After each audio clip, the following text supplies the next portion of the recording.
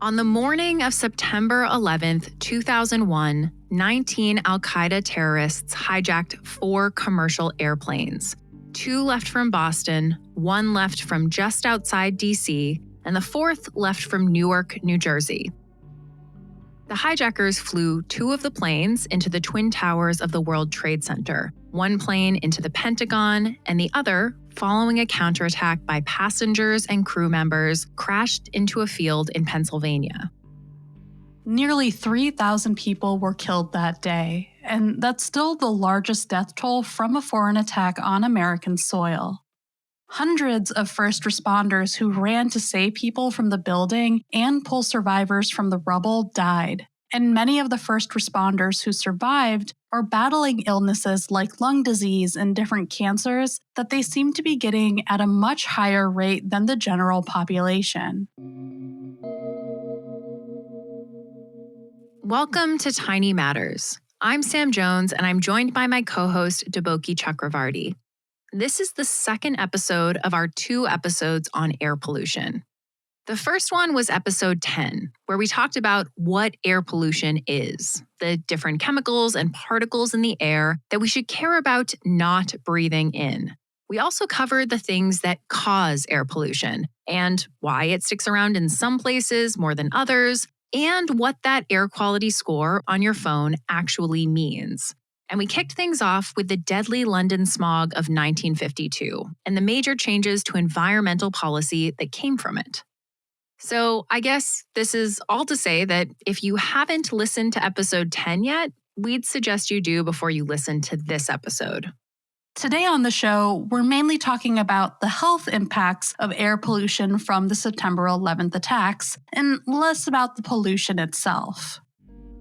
The scene at the Twin Towers that day was surreal. I was 10 at the time, I was watching it on TV, and I still don't really know how to describe it.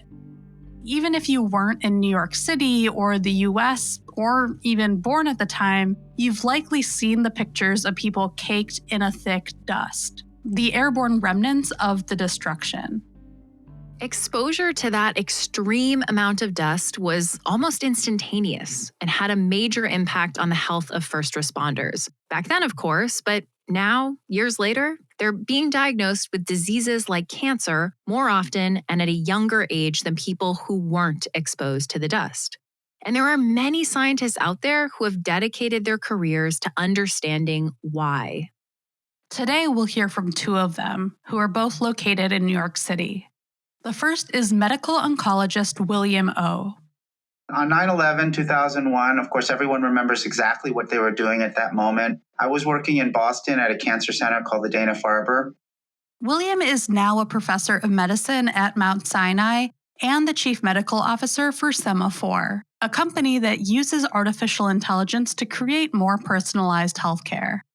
I thought it was an accident. I thought some commuter airplane crashed in. I had no idea, as many people did not, about the scale of the event. My whole family's from New York. In fact, 2 of my brothers work downtown near Wall Street. Luckily, they were not so close that they were able to get out of Manhattan. So it was something that definitely hit close to home. I was also supposed to fly out for a meeting later that day. So the first person who called me was my sister-in-law. She called to make sure that I wasn't on one of the airplanes that left from Logan. Boston is not a very big city. And even New York City, when you look at these connections, it had just affected so many people's lives. Some have estimated that over 400,000 people in Manhattan, including first responders, of course, but also people who lived and worked there and kids who went to school there, all of those people were exposed to dust and smoke when the World Trade Center towers fell. And that toxic dust stayed for a few days until it finally rained and was washed to the ground. I say toxic because it was filled with different compounds that are known or potential carcinogens. Carcinogens are things that cause cancer. Some of the best-known carcinogens are the chemicals found in cigarette smoke. And we have a ton of data from many different people in many different environments over decades to be able to say the chemicals found in cigarette smoke definitively cause cancer. But William tells us that there are so many different potential carcinogens out there, and that Because cancer often takes many years to develop, pinpointing the carcinogen or carcinogens that cause it is very difficult. The air pollution on September 11th was different from most air pollution exposures because tons of these carcinogens were released into a very narrow geographic area all at once. These carcinogens came from the plane itself, in the jet fuel, for example, but also from the building. Building materials are often filled with things like asbestos and glass fibers and other particulate matter, and no one would have been exposed to it if it weren't for the attack. In 2009, William relocated from Boston to New York City and began his current position as Chief of Hematology and Oncology at Mount Sinai. Not long after arriving there, William was seeing first responders who were receiving care through the World Trade Center Health Program, which provides free medical monitoring, treatment, mental health services, and benefits counseling for 9/11 responders and volunteers. One patient in particular stood out. It was probably about a decade after the event, and he was only in his early 30s when he was exposed, and he was now in his early 40s. And he told me a story about right after his exposure, he had to pee like every 30 minutes for years. Now, that happens in some men in their 30s, but that's more common as you get older because your prostate, for example, gets larger, or you might get an infection, but it's pretty unusual. There was something not right, and it coincided exactly with his exposure. He was a police officer. Now, usually men in their early 40s would not be screened for prostate cancer, but two things led us to screen him for prostate cancer. One is the exposure, and the other was, his really dramatic symptoms. So they performed what's called a PSA test, or prostate-specific antigen test, that looks for the antigen protein in the blood. They found this man's levels were really high, which is a sign of cancerous tissue in the prostate, and a follow-up biopsy confirmed that it was cancer. Fortunately, this man's story has a happy ending. William told us that his cancer treatment was successful, and he ultimately moved away. But William felt strongly that this man's case of prostate cancer was caused by his exposure to the dust on 9/11. There was some exposure here that was not normal and may or may not have been associated with this particular patient's cancer, but we also knew some epidemiologic data was coming out around the same time, which is prostate cancer was one of the cancers that was clearly elevated compared to matched controls. So that's the story that led us to look at this question more deeply. Years later, in 2019, William and his colleagues published a paper showing a link between 9/11 dust exposure and prostate cancer. So we did two things in our paper. We looked at cases and controls of men with prostate cancer who were exposed versus not exposed. They compared the expression of different genes between the groups and found that people exposed to the dust on 9/11 showed increased expression of genes involved in an immune system pathway that causes inflammation. Inflammation is one of your body's defense mechanisms, and it can be really beneficial because it protects you from infections and injuries, and it even speeds up healing if you get a cut or a bruise. But extended or excessive inflammation can cause more harm than good, and it's been linked to cancerous cell growth and tumors. Then the second thing we did was we had some dust from our colleagues at NYU that they had the foresight to save some of this dust. And in a closed chamber experiment exposing rats and looking at immediate effects and distant effects, what's remarkable to me about this is that, in fact, those rats breathed this dust. It wasn't injected into their prostates. They breathed the dust. And in fact, our colleagues weren't even interested in the prostate. They were not going to look at it. Why would you look at the prostate? It's so far away from the lungs. And yet, when we looked at the control animals compared to the exposed animals, and we looked at their prostates had quite a lot of inflammatory changes and immune changes. And in the rats exposed to the dust from 9/11, William and his colleagues found that an immune pathway that was affected matched the one that was affected in the first responders with prostate cancer. Now, again, this doesn't prove that pathway was the key one because these are very complicated questions with a lot of exposures. But that is why I think this paper started to give us some insight into maybe a link as to how breathing in the dust might have led to inflammatory changes in the prostate that might have driven prostate cancer in a very specific way. I think there are three components that are really critical to this particular story. The first and foremost is that these people, these men and women, are heroes, and they put themselves in harm's way to help find survivors and to help respond to this terrible tragedy. And we have an obligation to really help them as individual patients. The second piece is to understand why environmental exposures might lead to prostate cancer. And this gets at something that's really important, which is we don't really know what causes prostate cancer. In fact, we don't know what causes a lot of cancers. Of course, there are certain risk factors. We know you have to have a prostate. It seems to get more common as you get older. And it does run in some families, but the majority of risk seems to be environmental. But what does that mean? What in our environment impacts risk? Are there certain elements, for example, of the chemical exposures that might still be increasing risk of some people getting prostate cancer or other cancers? And the third reason is to understand how better to treat patients who get these cancers. It is our obligation to understand what happened to these particular men, but also to learn from this event so that we can identify better therapies for the future.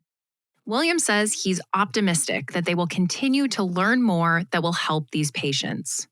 We have to keep using science to drive what we do for patients' health. And I think that the message here is better days to come with regard to understanding how environmental health impacts human health.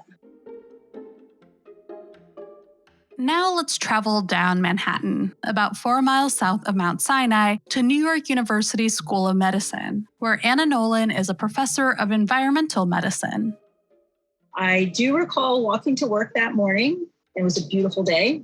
We were doing our usual pulmonary fellow things, like we were setting up for bronchoscopies and all sorts of things. And then we heard that a plane had hit the Trade Center. And then people were trying to rationalize, oh, maybe it was just an accident, or maybe it was all sorts of other things that could have happened. And then we realized that the traffic had stopped on the highway, which we could see outside the window of the bronchoscopy suite. And then we noticed that just at the point where the cars were starting at the extreme distance of my view, that there were no cars, they were just ambulances. We finished up what we were doing and we came out of the room. We heard that another plane had hit the other tower.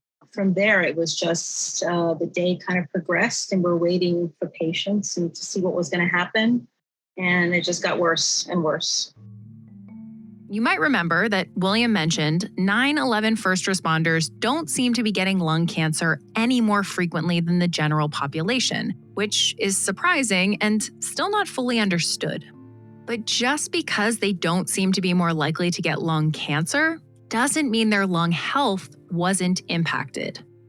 Anna told us that all of the chemicals that spewed from the fallen, burning building material in planes made the air quite acidic, severely irritating people's eyes, mouths, throats, and lungs, and that concentrations of particulates, those tiny pieces of things like soot floating in the air, were extremely high.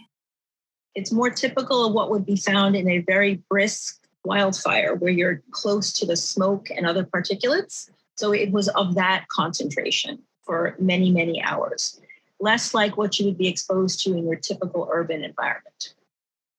Anna and her colleagues were studying the lung function of 9/11 firefighters, and they noticed a huge range in what they were seeing. We noticed that not all the patients were behaving the same way. Some firefighters lost lung function, while others lost less, and there was another population that stayed healthy throughout all of this. And we were curious what other pathways might be important to this. What they found was that different cardiovascular risk factors, like being overweight or having high cholesterol or high glucose, were linked to loss of lung function. So in other words, being exposed to particulate matter is bad for your lungs. But if you add in certain cardiovascular risk factors on top of that, the risk to your lungs is greater. Why does knowing this matter? Because it can inform life-saving preventative care. For the first responders and for individuals in general that might be exposed to high particulates, those that are close to wildfires or those that are deployed in areas where there are burn pits and other things, those individuals have to particularly pay attention to their other risk factors of disease specific to their vasculature. And it's not to say that that they aren't already doing so, but that's just something that they can potentially treat early.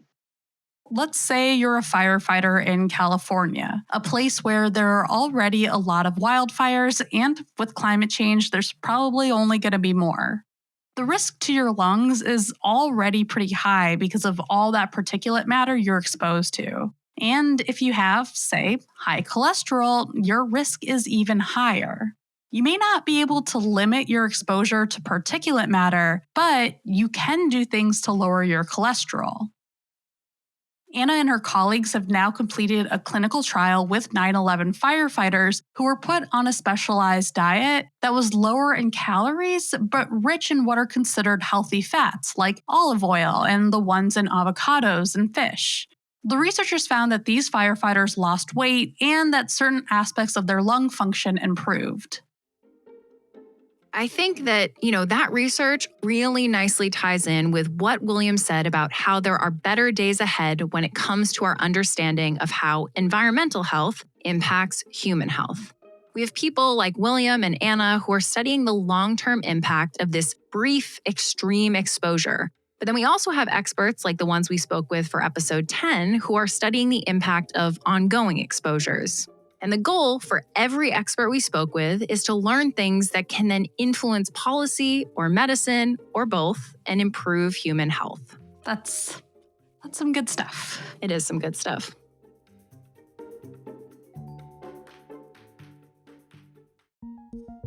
Okay, so I think it is time for our tiny show and tell.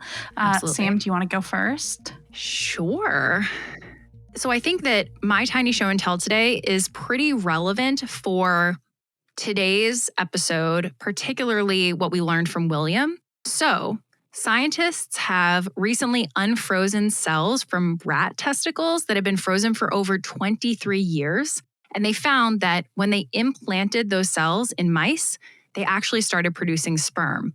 If adults are diagnosed with cancer, they can have sperm samples frozen before they go through chemotherapy. Because chemotherapy, it's used to kill cancer cells, but it's not very specific. So it's also going to kill other types of cells, like the ones in the testicles that make sperm. So if someone wants to maybe have kids through IVF one day, they'll have their sperm frozen before they go through chemo. But for kids who are diagnosed with cancer, they haven't gone through puberty, so they're not producing sperm. So freezing sperm is not an option. And so then there's always that concern that later on in life, they'll want to have kids, but they will be infertile and they just won't be able to. So finding that, again, this is in rats and mice, but finding that testicular cells that were frozen for over 2 decades will still produce sperm if they're implanted. If that translates in humans, that would be huge. And actually, some clinics have started removing and freezing tiny samples from kids who are about to undergo chemo, hoping that this will be the case, that it'll actually work. And there's at least one clinic, which is located in Belgium, that has been approved to do the reimplantation surgery. Interesting. Yeah. So did they save these cells for this experiment? Was this a 20-year-long experiment? I don't think so. I wonder if the samples were saved more or less because there could be a variety of experiments they might want to do with them down the line. I know that people freeze samples on purpose to just kind of see how long they'll last, how long they can, retrieve different proteins or do some form of genetic sequencing or whatever. So I don't know if this was kind of a thing where a bunch of samples were just frozen for whatever purpose in the future. But yeah, 23 years, that's a really long time for something to be in a deep freeze. And then, you re-implant it and all of a sudden these mice are producing sperm. It's amazing. Okay. Are you ready for your tiny show and tell? Yeah. Okay, yeah. cool. So today I want to talk about an experiment that hasn't happened yet, but that I'm really excited for. It is years to a decade away, but it's one of those things that knowing that people are working on this just makes me really, really happy. And I am talking about the Mars sample return mission. So this is a collaboration between NASA and the European Space Agency. And the idea is basically we've already sent Perseverance to Mars and it is collecting these rock samples, which is already really wild that there are people who are just controlling this rover to get it to collect rocks to do chemistry experiments on. I'm already my mind is blown by that. But then we want to study those rocks. Well, not we, but like the scientists, they want to see those rocks. They want to be able to work with them. And so somehow we have to be able to get those rocks from Mars back to Earth. And for some reason, my brain always kind of skips that step. I'm like, yeah, we got Mars rocks. Of course we can just look at them, but no, we got to figure out how to actually bring them back here. So there's this whole plan in place that people are working on where we're going to send a lander to Mars. That lander is going to then send out a rover to get the samples from Perseverance. Then it's going to load those samples into a rocket, get that rocket up into Mars's orbit, and then that is going to somehow eventually get retrieved and sent back to Earth. Wow. All of those pieces are already really incredible to me. If it like all comes together, I think that's going to be the first rocket that we've launched off the surface of Mars. And this whole thing is supposed to involve 2 missions. Like the first one is planned for, at least from the NASA website, it says the mid-2020s, I think, is what. Which is like 3 years, 3 years away. Yeah, I forget when our next Mars launch window is, but I assume it would be probably for that. And that's to get the samples off of the planet and into Mars's orbit. And then the second mission would be to actually get it from the orbit back to Earth. And I think that's supposed to be 2030s. I don't know what the timelines of these actually are going to turn out to be. But I just, again, like I said, I love thinking about the fact that this is a thing people are working on and that somehow we're going to like get Mars samples that we've collected to Earth. I just think that's so cool. Yeah, it's a lot of anticipation. Yeah. Also, because it's so far, I mean, so far in the future is all relative, but it is a long time, right? To just even think about how technology will improve. In a way, it's kind of awesome that it's going to be 10 years. I mean, I would love if we could get them immediately and then get more rocks immediately. Yeah. And, I wish it was an instantaneous thing because you could just be getting data all the time. But it is this thing where you're like, what more can we learn? Because I feel like we are learning things about our universe and about Mars and the moon and apparently black holes as well. Yeah. And so I'm like, what else will we know by the time those samples arrive that means that we can learn even more cool stuff? Yeah. I love it because it's like such like a weird combination of things that are both so simple and then so technologically complicated. Like they're just collecting rocks, which is like a thing that like, I don't know if you did this, but I did this when I was little, right? Like you'd go to the playground, you just like pick out the cool rocks, but they're doing this on such an incredibly advanced, like they're doing this on another planet. Like that is so cool. Hopefully one of these days I'm going to get to like read about some paper that came out where like scientists are talking about Martian rocks that they like directly worked with that were collected from the rover. How crazy will that be? I mean, for scientists who are able to, I say touch those rocks, but they probably won't be able to even like directly like hold the rocks because they don't want to contaminate them. But just delicate. Like be in the presence of something that was on Mars and that took 10 years to show up. It's like, don't screw those experiments up. Yeah. One of my favorite stories from the moon missions is that they collected like this like these lunar rock samples. And then they were like, well, we got to make sure that like this is safe. So they fed it to different animals, including like cockroaches, to like make sure that there wasn't anything toxic in there. And I think like almost all the animals were like fine that were exposed to it. But it's just like one of those things where we're like, we got the space rocks. What do we do now? Giving us a lot to look forward to. So as always, we'll have links to these show and tell stories and websites and relevant materials in our episode description.